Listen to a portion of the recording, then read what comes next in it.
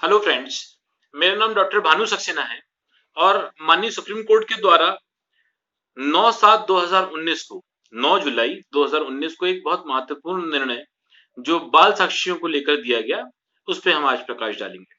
Case का नाम है पी रमेश वर्सेस राज्य प्रतिनिधि द्वारा पुलिस निरीक्षक। इस केस में इंडियन एविडेंस एक्ट का सेक्शन 118 उसमें जो बाल साक्षी हैं इनके ऊपर एक महत्वपूर्ण निर्णय जो है वो आया। मामला ये था कि एक बाल साक्षी जिससे इस प्रकार के प्रश्न पूछे गए कि क्या आप जज को जानते हैं, क्या आप प्रोसिक्यूटर को जानते हैं, तो उस बच्चे का जवाब इसमें ये था, उस विटनेस का जवाब इसमें था कि नहीं, मैं आपको और जो प्रोसिक्यूशन ऑफिसर है उनको मैं नहीं जानता। इन प्रश्नों के उत्तर कि मैं जज साहब और प्रोसिक्यूशन ऑफिसर को नहीं जानता, इस आधार पर बाल साक्षी को असक्षम डिक्लेयर कर दिया।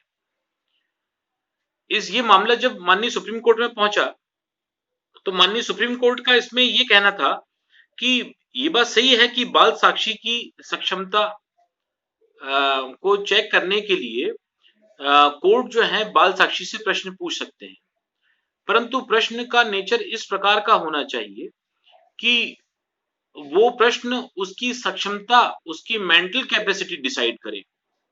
इस प्रकार के प्रश्न पूछना कि क्या आप एक्स नाम के आदमी को जानते हैं, क्या आप वाई नाम के आदमी को जानते हैं, और अगर वो मना करता है तो ये उसकी मेंटल स्टेटस शो नहीं करता। अगर उससे जो पूछे गए प्रश्न है, अगर वो उसका सही आंसर दे सकता है तो वो सक्षम बाल साक्षी सक्षम माना जाएगा। लेकिन प्रश्न जो है वो युक्तियुक्त होने चाहिए। जैसे अगर किसी बाल साक्षी से पूछा जाए कि उस रात जिस दिन का ये प्रकरण है, उस दिन आपने क्या देखा, और अगर वो स्वतः अपनी कहानी बताता है तो ये जो उसके द्वारा स्वतः बताई गई कहानी है, ये नोट की जा सकती है। इस कहानी को चेक करने के लिए या उसके मेंटल स्टेटस को चेक करने के लिए उससे इस प्रकार के प्रश्न पूछे जाएंगे जो उसकी सक्षमता निर्धारित करता हो, पर केवल इस आधार पर कि क्या आप न्यायाधीश या वकील साहब को नहीं जानते, इस आधार पर सक्षमता डिसाइड नहीं की जाएगी। माननीय न्यायालय ने एक बार और कही कि ये बात सही है कि सावधानी रखी जानी चाहिए कि जो बाल साक्षी है वो विश्वसनीय हो।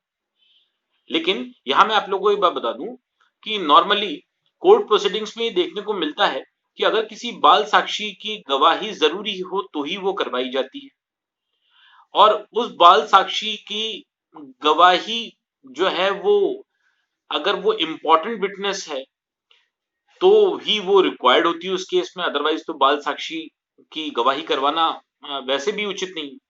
लेकिन अगर जरूरत पड़े और किसी बाल साक्षी के द्वारा दिए गए स्टेटमेंट को अगर न्यायालय ये समझे कि ये विश्वसनीय पूरी तरीके से नहीं है, तो उसको संपोषक साक्ष्य या कोरोबरेटिव एविडेंस की तरह लेना चाहिए, उसको जो है मेन एविडेंस की तरह नहीं लेना चाहिए।